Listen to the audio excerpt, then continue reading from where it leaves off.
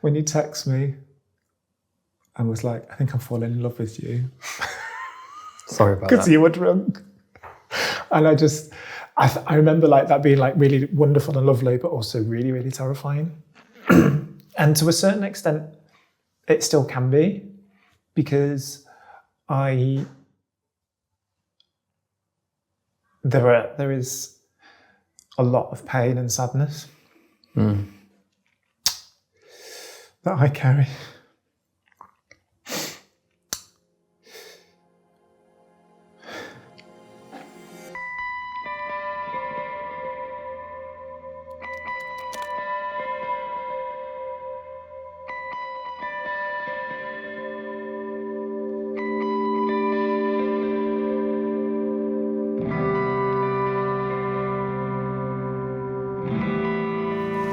If I lost all my memory, what would be the first thing you'd tell me about us? That we were in love from the moment we met, and that also I'm just like the most awesome, funny, amazing partner you could ever have. So why would you go elsewhere? Fair. Describe the moment you first realised I was truly in love with you.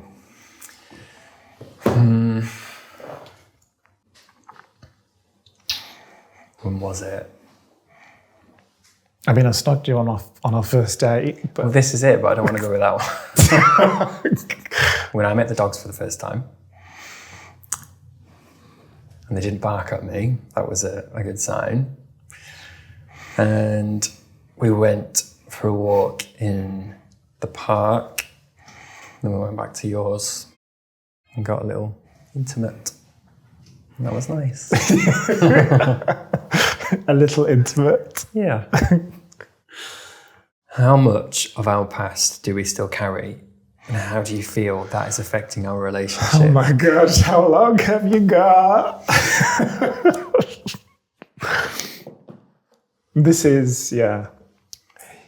We know my past is very complicated. And I'm quite open about that. And I'm really hyper aware actually of how much of the past I carry into the present. And when we first met, I'd come out of a very dark place. And I was so scared of trying to love again or be loved again. And this was all taking place during a global pandemic with my other previous history, as well, navigated being HIV positive. And so, yeah, I often go, I'm like, I'm HIV positive, I've got asthma, I've got a really bad back at the minute. Flat feet. Flat feet, what a catch. I was acting out the trauma of what happened to me when I was 16 through sex and drugs and an awful relationship. And so, yeah, when you when you text me and was like, I think I'm falling in love with you. Sorry about that. Because you were drunk. And I remember like that being like really wonderful and lovely, but also really, really terrifying. And to a certain extent, it still can be, because there is a lot of pain and sadness that I carry.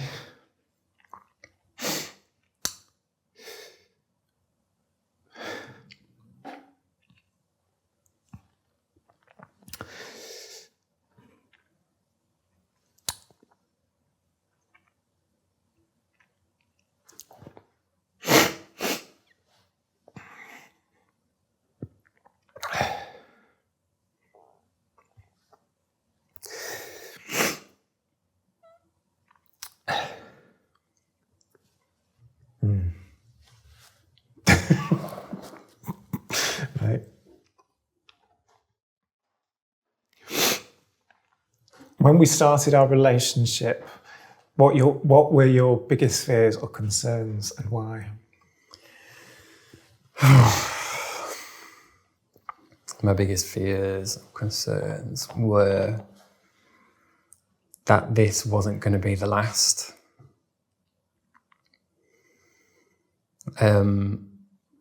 My previous relationship wasn't ideal, to say the least. So I took the decision to no longer enter a relationship hastily and to really consider what I'm doing and to recognize red flags when I see them and to really trust my instinct, which I probably have never done. Yeah, I was 4 years single before entering our relationship. And I guess my concerns or fears were around less about me because I felt it, but that the power I had in them 4 years was then almost given to you. In that my life was, or that build up to this was then in your hands, that you could just pull the plug at any point. Yeah. So that was the fear, which I don't feel now. Sure. You asked the question. How do you think HIV plays a role in our relationship, and how do you think I feel about it? I don't think it plays that big a role in our relationship.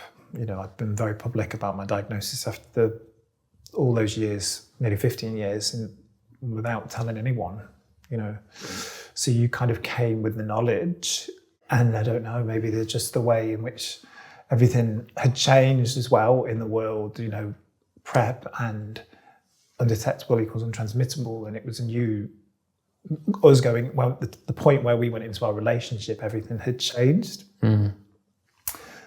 So there was a whole range of new fears for me that replaced the old fears, which were things around, rejection and being made to feel othered, or also living with the fear of passing it on, which is a huge thing that we just don't realise that you're carrying all the time. But then new fears of going like, oh gosh, I've only ever known that, and now I've got this science saying, oh, you can have sex without a condom and it will be fine. But the thing that made me realise that this was special or different was that you held a conversation for me when we finally met, and then it was clear that it was going to, get physical. You said, I'm on PrEP. How do you want to go about it? Or something like that. And I realised then that was one of the first times that someone had actually approached me with that conversation. Whereas previously, and if I think back to my early 20s and kind of, around close to the time when I was diagnosed, the terror of having to tell someone and fearing that rejection, that just made me realise how much people with HIV carry, because we carry the brunt of responsibility.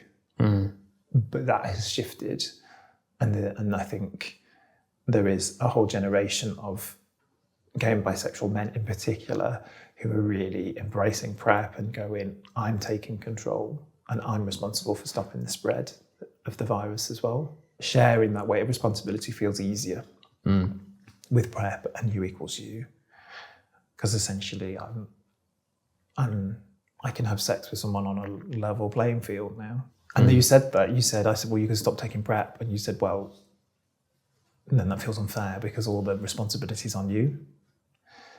And I was like, now I know what women feel like with the pill. Because all the responsibility is on them to take the pill. But yeah. I mean, for me, HIV doesn't, it comes in my head once a day, and that's in the evening when that when my little rattle comes out. Rattles. And it's just a small reminder. It's like, oh yeah, but I feel like it doesn't ever enter our space. I think where it enters relationship is actually not in the mechanics of it, and I think it comes back to thinking about the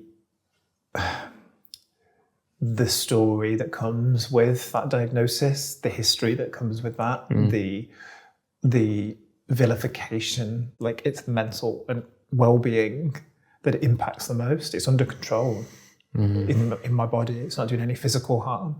It's just doing mental harm. I just read something the other day.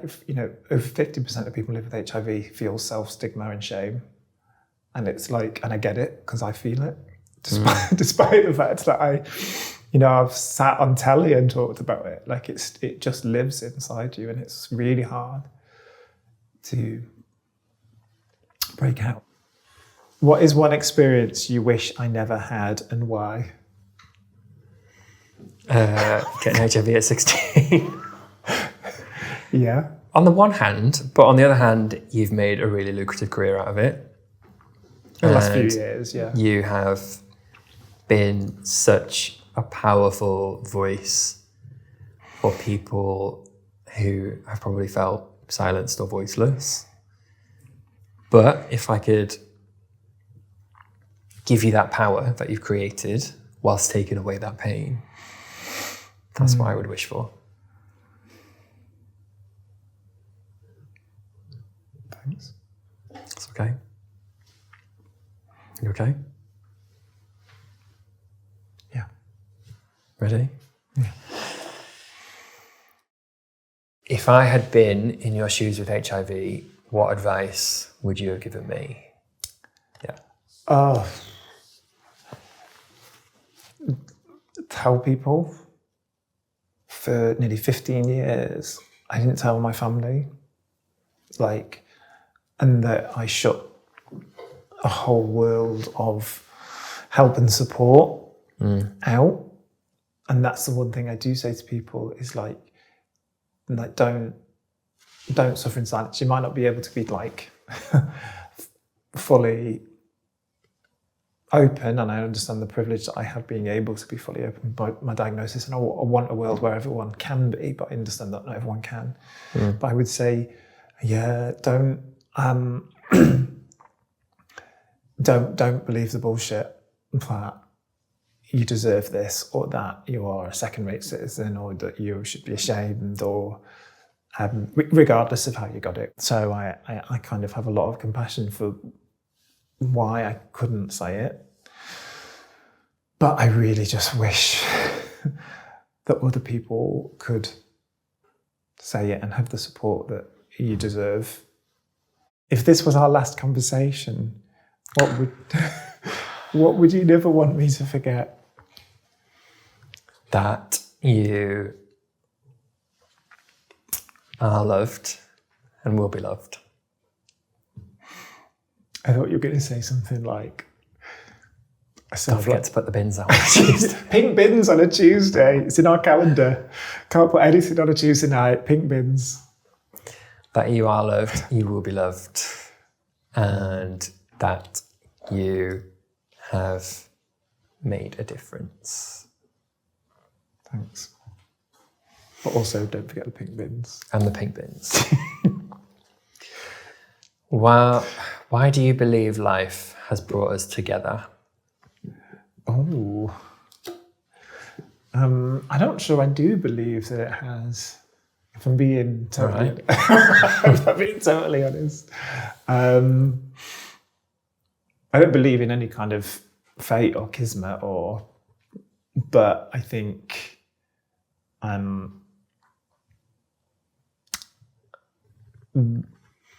by sheer chance, our paths have crossed, and that has created something very special. I had a number of people come in and out of my life in quite dramatic and very destabilizing ways, understanding that this is very different and is what love should feel like. It means I don't underestimate its value and importance.